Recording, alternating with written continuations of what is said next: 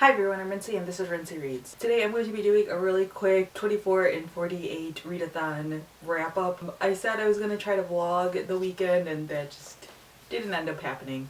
So let's just go through the books that I ended up reading over the weekend. If you saw my TBR video, you know that I was in the middle of two books when I recorded that video, so I didn't finish those books before the readathon started. On Friday night I was reading Just Mercy by Bryan Stevenson. I ended up reading this past midnight, so that hour and a half or whatever that I was awake to finish this book I counted towards the readathon hours. This is a nonfiction book where Bryan Stevenson is talking about the work that he does for the Equal Justice Initiative, which is a foundation that he started. He works in Alabama working to try to get people off of death row who have been wrongly accused. And so in this story, Bryan Stevenson talks a lot about the people that he's represented over the years, and you're also following like this one through line of this one man named Walter who was basically put on death row in accusation of a young woman being killed. Bryan Stevenson talks a lot about the problems with the justice system that we currently have, how a lot of people's their apathy or racism or just lack of caring has caused a lot of people to end up dying or end up in prison,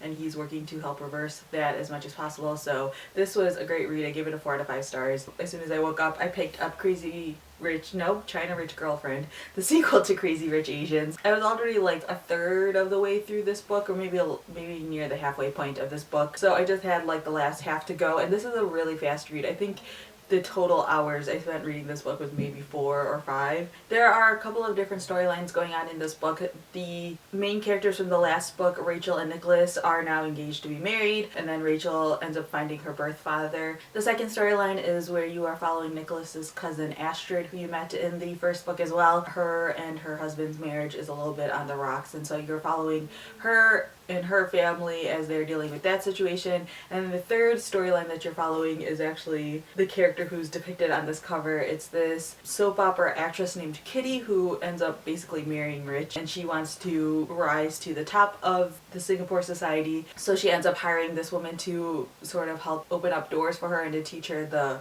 proper ways to behave and shop and dress and all of those things. These books are basically just like overdramatic soap operas, which is great when you are in the mood for something like that. A lot of people like this book more than Crazy Rich Asians, and I would say they're pretty comparable for me. The writing is definitely stronger in this one. You can definitely tell that the first book was Kevin Kwan's debut novel, but all the different storylines was a little bit too much for me. It would have been better if there were just like 2 storylines in this book, in my opinion, and the Kitty storyline just felt like a whole separate entity from the rest of the book. I loved her storyline. I actually think hers was probably the most interesting storyline in the whole thing, but I felt like 1, it wasn't fully fleshed out, and 2, it never connects to the other storylines. There's no like interaction between any of the other characters. It's literally just like Kitty off on her own. And then the third thing about her storyline specifically, and I'm not going to spoil anything, but there's this sort of mystery about where her husband is and where her daughter is, and the way they solved it was just so not satisfying to me, so I was a little bit disappointed in that. I believe this is supposed to be a trilogy. We'll see how I feel about the whole series, but I gave this 3 out of 5 stars. I still think this is a really fun read, and if you want something that's light and fun and quick,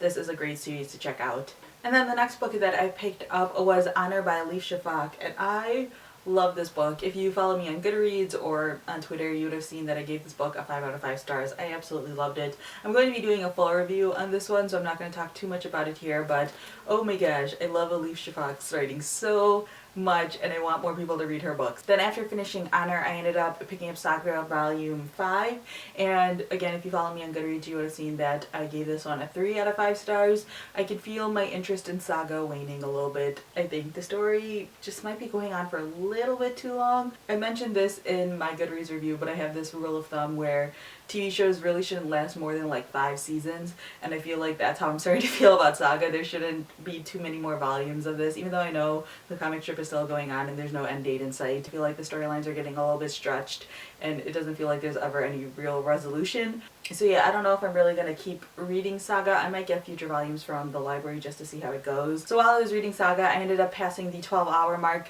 which is exactly what I wanted to reach during 24 and 48. I knew I wasn't going to be able to do 24 hours, so I was very happy with that. So after I finished Saga, I ended up taking a pretty long break. For the final book of the evening, I ended up picking up Sorcerer to the Crown by Zen Cho.